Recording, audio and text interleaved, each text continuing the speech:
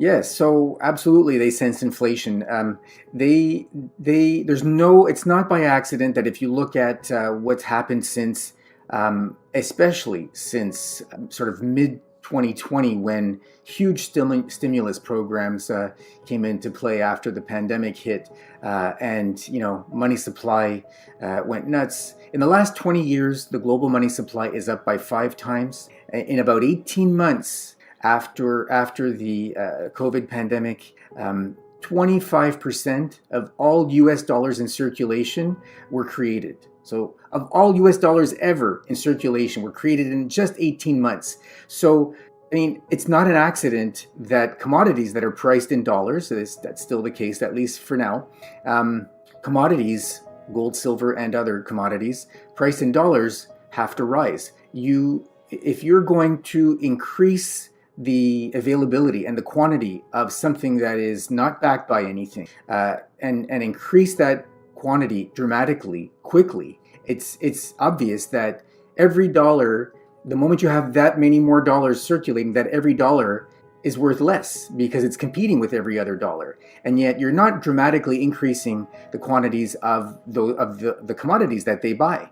And so it's natural, it's going to take simply more of those dollars to buy the same quantity as it did previously of that same commodity. And so they're natural hedges. That's why I call them natural hedges, and that's why we have seen commodities dramatically increase in price. I mean, one of the first big ones people will probably remember was, I believe it was early last year, 2021. Lumber went crazy, up something like 250%. Oil's been shining dramatically.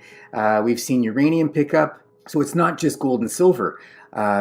Commodities across the board are doing well. And so the hard assets really are the place to be when you have dramatic rises in inflation. Peter, precious metals, despite the price action, they are still in a bull market right now. But all bull markets, they do eventually peak and they do end. How can gold and silver holders know when precious metals have peaked? So actually, in my last chapter in the book, I talk about peak silver indicators. And one of them is FOMO, which is fear of missing out. And so people will flock to something like silver as they did in 1979, 1980. And I do mention, I give anecdotes when you had people lining up for blocks, and this was in January, remember? And so in the northern hemisphere, it's quite cold, and people still were willing to line up for blocks for hours and hours at a time to get their hands on a few ounces of silver because they saw what was happening to the silver price. That's an indicator that you're near the end when you see that kind of behavior. People basically throwing themselves at that particular asset. Another one is the gold-silver ratio. This is a very kind of classic one for this industry. If you look at what happened in 1980, when the ratio bottomed, it bottomed right around 15, meaning it took 15 ounces of silver to buy 1 ounce of gold. That meant very expensive silver relative to gold. And so when silver is that expensive relative to gold, you should be looking for a potential time to exit. Silver was back down to 30 ounces of silver to 1 ounce of gold in 2011 when silver peaked at $50. That again was a clear indicator of at least a medium-term peak, because obviously it backed off and we're at about half that level today. There are a couple of other ratios that I find interesting. There's the Dow to silver ratio, where you divide the Dow by the price of silver, and it tells you how many ounces of silver to buy the Dow. That actually played out in the 1970s in two long waves, the first half and then the second half of the 70s. The ratio dropped dramatically, rose a little bit, and then dropped again dramatically a second time, and that meant silver became expensive relative to the Dow. Very cheap relative to the Dow, and so silver was highly priced compared to stocks. Again, another indicator that you may want to start looking at selling. And the last one is silver real estate ratio, where if you look at the average housing prices, you can do this in any country with any currency. But the example I have is the US. And if you look at, in again, the 70s and then 2000 and then back to currently, so in the 70s, it took, I believe it was about as little as 1,500 ounces of silver to buy your average home. Then it went to over 20,000 ounces of silver in around 2000 when silver was $4 an ounce and very cheap. Currently, we're at about, I think it's around 18,000 ounces of silver to buy your average home.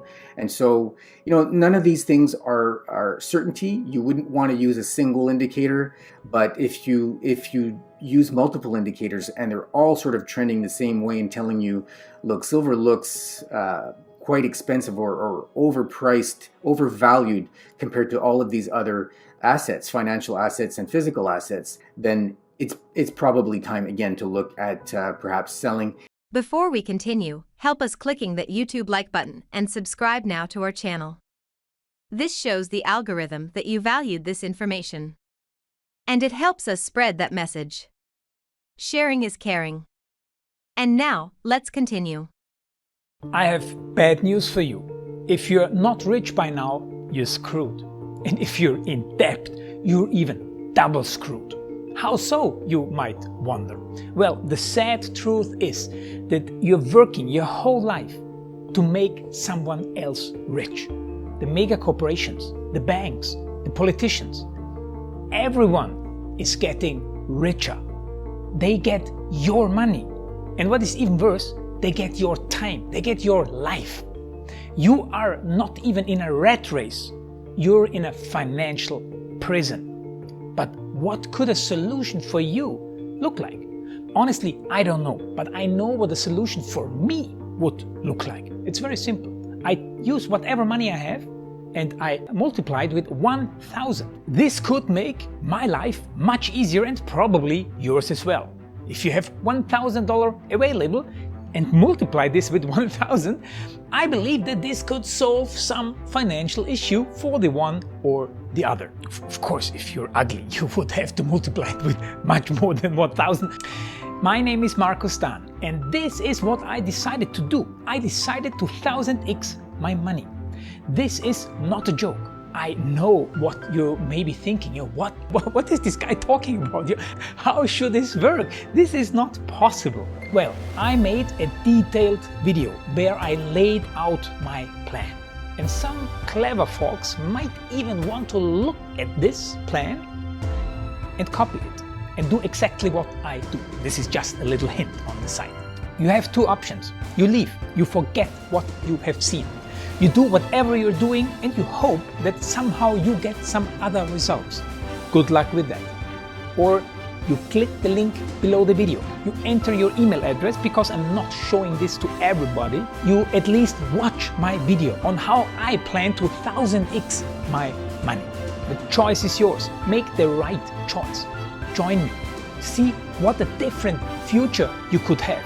See at least how I intend, how I plan to do the 1000x. So click on the link below, enter your email address, and I see you on the other side. Your Markus Dahn.